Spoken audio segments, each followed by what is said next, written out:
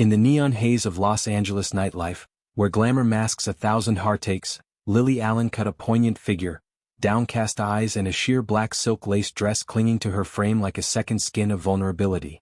The British singer, 40, arrived at the Chateau Marmont's legendary Halloween bash looking worlds away from her usual effervescent self, her black heels clicking against the marble floors as she clutched a Chanel purse like a lifeline.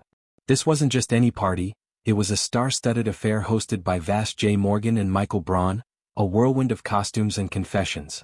For Allen, though, the evening arrived shadowed by fresh revelations from her ex-husband, David Harbour, the 50-year-old Stranger Things star who, in a candid Esquire Spain interview, finally addressed the implosion of their marriage, speaking of pain, slip-ups and mistakes, with a rawness that reopened old wounds.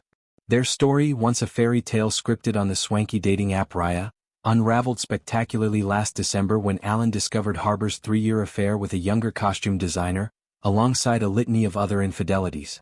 Married for 4 years after a whirlwind romance, the couple's union was the singer's second stab at forever, following her high-profile split from Sam Cooper. What began as passionate synergy, Harbour's brooding intensity complementing Allen's sharp wit, devolved into a toxic tangle of betrayal and unspoken kinks, themes now immortalized in Allen's Bombshell album, West End Girl. Released after a 7-year hiatus and recorded in a feverish 10 days, the 14-track opus is a semi-autobiographical gut punch, laying bare the dissolution with brutal honesty. Tracks like Tennis and Madeline dissect the deceit, using metaphors and monologues to probe the depths of deception.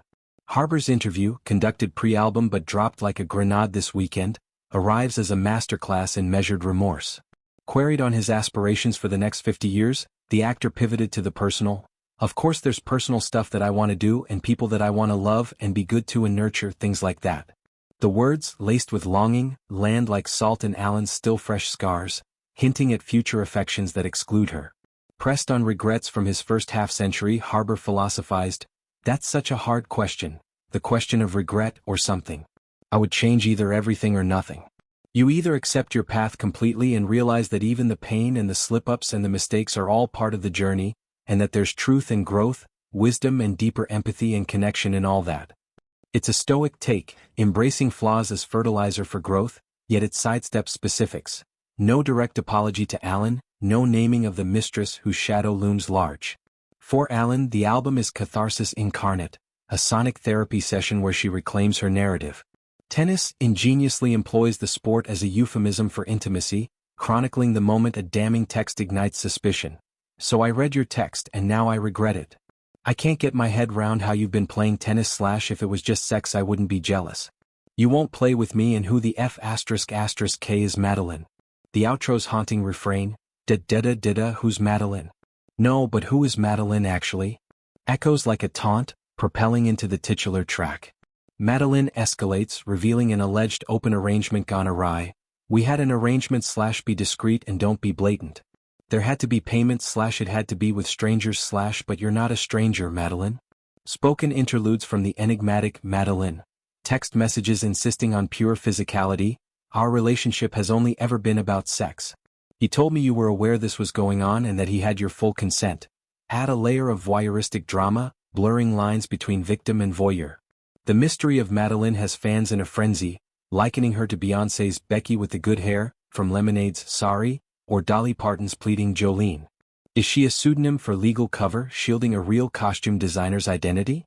Allen's Halloween costume, channeling the plucky schoolgirl from Ludwig Bemelman's series, complete with blue pea coat, red neckerchief, straw hat, Mary Jane shoes and an orange wig, pokes fun at the specter, a bold reclaiming during the Chateau party. The 1998 film adaptation, starring Hattie Jones as the orphaned heroine fending off school closure threats, mirrors Allen's own battles for autonomy. Lyrics like, I can't trust anything that comes out of his mouth, and, I'm not convinced that he didn't F***KU in our house, pulse with rage and resignation, questioning emotion versus transaction. How long has it been going on?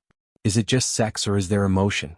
Allen has hinted at Harbour's evasiveness, noting he refused to give answers when confronted.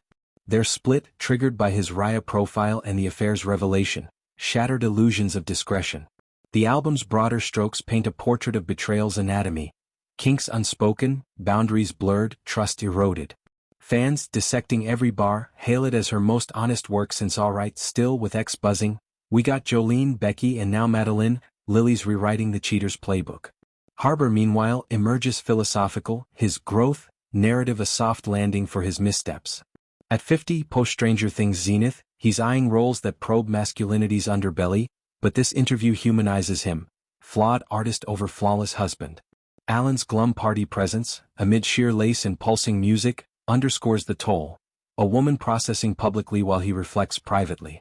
West End Girl isn't vengeance, it's validation. Alan explains, there are definitely some things that happened in my real life that are reflected on this record.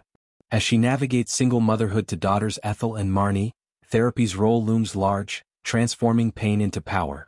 Harbour's words, nurturing future loves, sting but liberate, freeing her from what-ifs.